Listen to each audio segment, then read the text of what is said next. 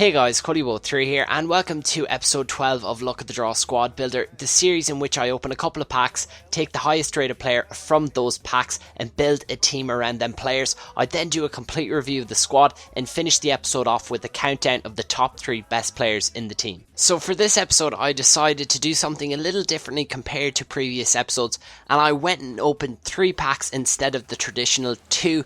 And the packs that I did decide to go with were a bronze jumbo, a silver jumbo, and a gold jumbo, just to get a bit of variety in there, get the mixture going with the bronze, silver, and gold to make it just a bit more interesting, I suppose. And in our first pack, we got Capuano, who was a bronze centre back Italian who plays in the Serie B. And you know what that means? We're definitely going to go with Inform Ogbonna if we can. And I did manage to squeeze him in the team. But anyways, we move on and open the silver pack. And who do we get but the right back Brazilian who plays at PSG named Sierra. And yeah, he was a great right back for me. He's actually been upgraded back in January. He got upgraded from a 70 up to a 74, so they kept him silver. And yeah, a decent overall player, but we moved swiftly on and opened the last of the packs to get our third player, which we are going to build the team around, and that was Michel Bastos. And we got him in a 3-5-2, and guys, I must let you know that we did end up going with 4-3-2-1, which was Sierra's formation, just due out of the fact that the players would only fit in that formation. The other 2 formations just weren't viable. 3-5-2, obviously a right back couldn't play in that, so 4-3-2-1 was the formation that we went with. And I did listen to your suggestions on the comments from the last episode and also on Twitter. You guys said to use some new players I've never played with before, and the team I built actually has a lot of players that I never knew about really before I actually put this episode together. I got a lot of recommendations from you, and 9 of the starting 11 players I've never played with in Ultimate Team, and the 2 that I've played with were actually Michel Bastos and Inform Di Maria, and I had to play with Bastos since I did get him out of the pack. So this is a completely fresh and original team for me. A lot of Italians in there because I really did want to try out a couple like Di Celia and also Inform Ogbonna. And you'll see my record on the left hand side. I did concede a lot of goals, but I wasn't having the best of days playing FIFA, but they were a lot of high scoring games. I scored just as much as I conceded. You'll see top goal scorer there was actually Michel Bastos, which is kind of unusual. It's usually my striker. But let's get straight into it and review the team. And first up is our goalkeeper, who is an Italian goalkeeper, plays with PSG, and he was amazing for me, pulled me out of a lot of sticky situations, so to speak. And he was just an amazing keeper. You'll see that he actually did concede 25 goals, but none of them were his fault. It was down to my error, and I will take the blame for that. But a good all-round keeper, and definitely worth the money to pick up in from Seragu. Anyways, our right back is Sierra, and he was distinctively average for me. He wasn't a player that I would have looked back on after reviewing the team and saying, wow, he was actually amazing. Just very average. You'll see by his stats, 78 pace, like just a decent all-round player, but nothing really I'd write home about or I'd go out and recommend to anyone. But decent overall. Anyways, our first centre back was Inform Ogbonna, and he's actually been upgraded. Well, not upgraded, sorry, but his Inform is a 5 higher than his non-Inform version, so he's up from a 75, and he's just a complete beast. He reminds me of that David Luiz style centre back, and I know I say this a lot in this series. I seem to get attracted to these centre backs that are similar, but he's just got great heading, great defending, overall just a rock. You'll see the tackles he puts in. An amazing player, and definitely one of my favourites in there. And our other centre back is Capuano, and he was great for me. For a centre back, I mean, having 70 pace is something very unusual for a bronze centre back.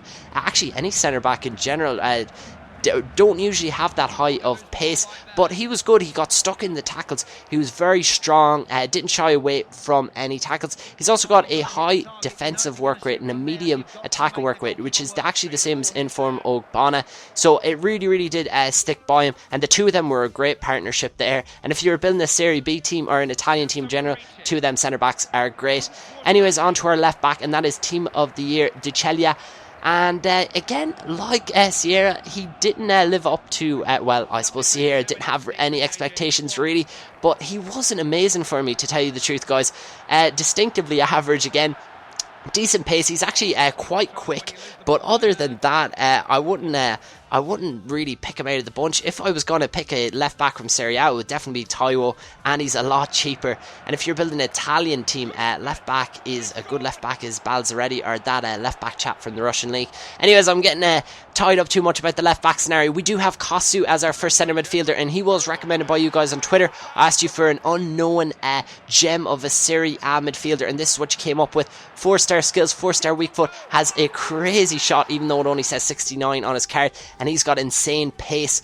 Just overall one of the best centre midfielders I've played with in Serie A, and a breath of fresh air. Definitely would recommend going out and getting him, and he's not all that well known, so he does go for cheap.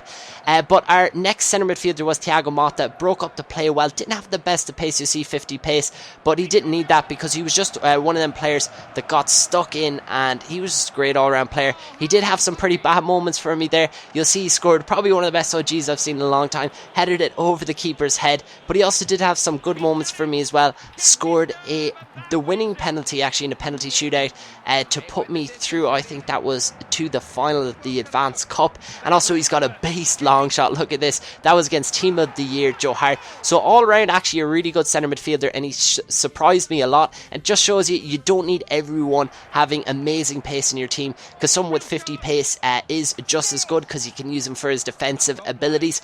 So a good centre midfielder. Anyways, on to Pastore, and I'm really getting tied up talking about every single player. He was great for me. He does have 4-star skills, and he's got a bullet of a shot. I mean, nearly every single goal you'll see him score here is just one where he just rockets it in with his right foot. But overall, I definitely recommend him. That is his upgraded version, as I was well, I didn't really say it, but you see there a couple of nice roulettes to score a goal there, and overall I definitely recommend him. A good centre midfielder there. And Di Maria is in form, and he was just a letdown, guys. I've played with him before and he's usually really good, but he just wasn't on song for these 20 games. I think he only scored around 5 goals, which isn't great for a right winger. And yeah, he is decent. Like, he does have 4-star skills. He's got really, really good pace. He's lightning quick. But to be honest, the only thing really that's improved on his in form is his crossing abilities and his passing abilities. So if you're the type that uses your wingers just purely for the fact of cutting in and shooting and kind of going solo with them, just get his non-informed version, because the only thing is proved is his crossing. And you'll see there I scored a lot of headers with him and did a bit of skill with him, but other than that he didn't do all that much for me. So a big letdown, a big disappointment, but he is usually generally good for me when I do play with him. But anyways, our striker was Lopez, and really, really enjoyed playing with them. You'll see here, this is actually a funny goal. Can you imagine that happening to you? Your centre back just jumping over your striker on the ground, and yeah, he ends up scoring. I thought that was quite a funny goal, so I included it. But yeah, great shot. And the 3 things I always ask about a striker is, do they have a good shot? Are they quick enough? And are they good with the ball at their feet? And he definitely ticks all the boxes, so really enjoyed playing with them. Definitely one of the better players in the team. And the last player is Michel Bastos, and he's usually good, kind of good to great for me, but he was just mind-blowingly amazing for me for this episode. I mean, he got me out of a lot of sticky situations. I said sticky situations a couple times now. Don't mean anything sexual by that if you think otherwise. Anyways, I'm going to stop talking about that. But yeah, he scored some really vital goals for me. He was my top goal scorer with 17 goals. Don't let that 1-star weak foot basically put you off him, because he does have 5-star skills, and overall he is a beast of a player. But anyways, that's the team, and I definitely recommend going out and getting it. It only costs around 200k on both consoles, but there's only one thing left to do, and that is count down the top 3 best players in the team. So in at number 3 in the countdown is Inform Ogbonna, and what you will notice in the top left hand corner is that I've given him a bronze medal, and I've also given a silver to second and a gold to first, just as my little tribute to the Olympics, which is currently going on. Anyways, Inform Ogbonna is an amazing player. I mean, I've played with similar players like David Luiz, like Inform Sergio Ramos, and he does fit the bill as that big, strong centre back with pace to burn. 84, that is absolutely amazing for a centre back, and overall he's just a beast. Very strong, very quick. He actually never gets caught out of position. He's also got the power header trait, so he does win them long over the top through balls, and he also popped up and scored a goal for me. So overall an excellent player, and definitely worthy of his price tag, and also worthy of number 3 in the countdown. Anyways, in at number 2 we do have Lisandro Lopez, and he was probably probably the biggest shock for me in the team. I mean, looking at his stats, I didn't expect all that much from him, but he really did impress me. He only has 78 pace, but it does feel like a lot more. His heading is insane. Look at that header, just rose above his defender and absolutely just dominated him. But overall, his shots are just ridiculous. He's only got 82 shooting, but it feels like a lot more. He's even got some good free kicks here. You see this one, quite funny. His defender did get in the way of the keeper, and that serves you right for putting a player back on the line. But overall, Lisandro Lopez with his 4-star skills, and he's also got 4-star weak foot. He's definitely one to go out and pick up. He's cheap. You can get him for discard value. It's ridiculous that players like this are going for so cheap, because people just don't realise how good they actually are. And you'll see the goals that he scored for me. They are actually pretty good, and this is only over 20 games, so he did have some decent goals. Also picked up some man of the matches for me, so definitely deserving of that number 2 spot. But the moment you have all been waiting for, and that is number 1 in the top 3 countdown, and that goes to Michel Bastos. And it probably wasn't that much of a surprise when you'd seen that he was top goal scorer, but he was just immense for me. Usually he is just kind of really good for me, but he's not amazing. But just over these 20 games, there was just something about him. He was popping up in the right place at the right time, working really hard. He was even tracking back and just doing his defensive duties, as well as getting his head on pretty much everything. I mean, for a guy that small, he scored some really, really good headers. Look at this one. He actually just like sat back and headed it. That was just ridiculous. But look at this. His work rate is insane. He works right from the back, and just look at this goal. Started it from midfield himself. Does a bit of skill and finesses it by the keeper. But overall, an amazing player, and definitely one you should go out and pick up. But guys, that is pretty much it for this episode. I do hope you enjoyed it. If you did, make sure to hit that like button. And if you want to catch more episodes, definitely do go subscribe. But that's it for me, so see you next time.